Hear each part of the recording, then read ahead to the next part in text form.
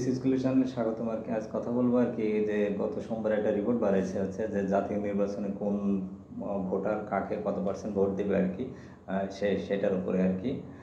তো সেটাতে দেখা যাচ্ছে হচ্ছে যে ভোটাররা হচ্ছে 12%, অর্থাৎ টোটাল ভোটার 12% হচ্ছে বিএনপিকে দিবে, আর প্রায় 11% হচ্ছে জামাত ইসলামী, এবং নতুন দল এনসিপি পাবে প্রায় 3% ভোট, অর্থাৎ টোটাল ভোটের 3% ভোট পাবে। এবং গত বছর এই একই প্রশ্ন করছিল তারা আর কি, এই জরিপ সংস্থা, তারা দেখা যাচ্ছে এখন ছিল বিএনপি প্রায় 16%, ও সেটা থেকে বিএনপির এখন আসছে বর্তমান 12%, অর্থাৎ 4% ডিমিশন হয়েছে। এছাড়া জামাত ইসলামের প্রায় 12% ছিল, সেখান থেকে 1% কমে এখন 11%। আর হচ্ছে এনসিপি, নতুন দল এনসিপির ক্ষেত্রে যেটা হয়েছে হচ্ছে আগে ছিল হচ্ছে 2%, সেটা এখন 1% বেড়ে 3% দাঁড়াচ্ছে, অর্থাৎ বিএনপি টোটাল ভোটের পার্সেন্টেজ হচ্ছে 3, অর্থাৎ 3% মনে করে বিএনপি ভোট দেবে, এই 3% মানুষ হচ্ছে এনসিপিকে ভোট দেবে।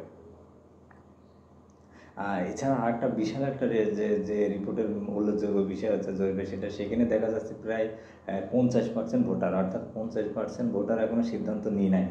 যেহেতু প্রায় 6 কোটি ভোটার, আমাদের 13 কোটি ভোটারের মধ্যে 6 কোটি ভোটার অলরেডি তারা এখনও ভোটই দিতে পারেনি আর কি, নতুন ভোট দেবে আর কি, এর আগে ভোট দিই নাই প্রায়।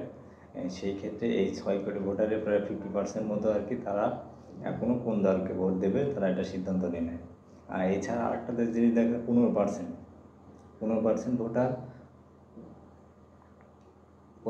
ভোটার হচ্ছে কোন দলে দিবে, কোন দলে ভোট দেবে সেটা হচ্ছে এখনো বলছে না তারা।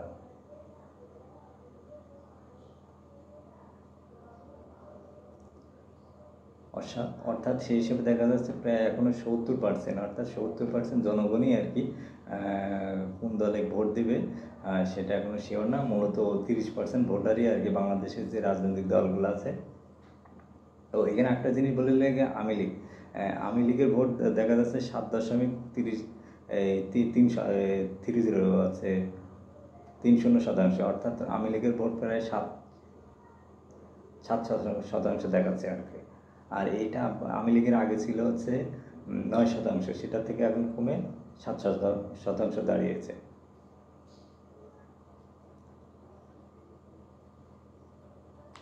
এলো বিষয়। আর এইটা করছে হচ্ছে, এই জরিপটা করছে হলো BRAC, institute of governance and development, BIGD, এর সাথে ছিল পালস সার্ভে 3, এর ফলাফলে এমন চিত্র উঠে এসেছে।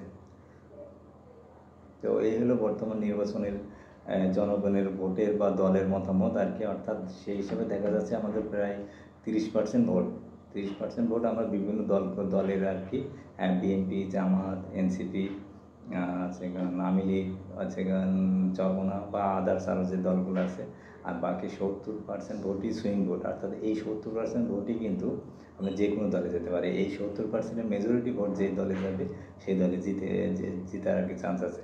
এবং এইখানে একটা মজার ব্যাপার যেটা বলে আর কি, এই যে পিআর পদ্ধতি, অর্থাৎ এই যেটা পিআর পদ্ধতিতে দেখা যাচ্ছে, যদি এই নির্বাচনটা পিআর পদ্ধতিতে হয় তাহলে দেখা যাচ্ছে আপনার এই যে কোনো দলই আর কি যে মেজরিটি পাওয়া, অর্থাৎ এককভাবে যে সব আসন দখল করার কোনো সুযোগ নাই, কারণ মেজরিটি দলে আর কি যে দলই হোক সর্বোচ্চ 30 বা 35%, 35% বা সর্বোচ্চ 40%-এর উপর আসন পাওয়ার খুব একটা চান্স নাই। এবং এই রিপোর্টে যেটা দেখা যাচ্ছে সেই অনুযায়ী দেখা যাচ্ছে একটি দল সর্বোচ্চ 30% আসন পাওয়াই কঠিন হয়ে যাবে। সেক্ষেত্রে একটা দল দেখা যাচ্ছে 100%, 100টা আসন অথবা 120টা আসন এরকম সর্বোচ্চ পেতে পারে।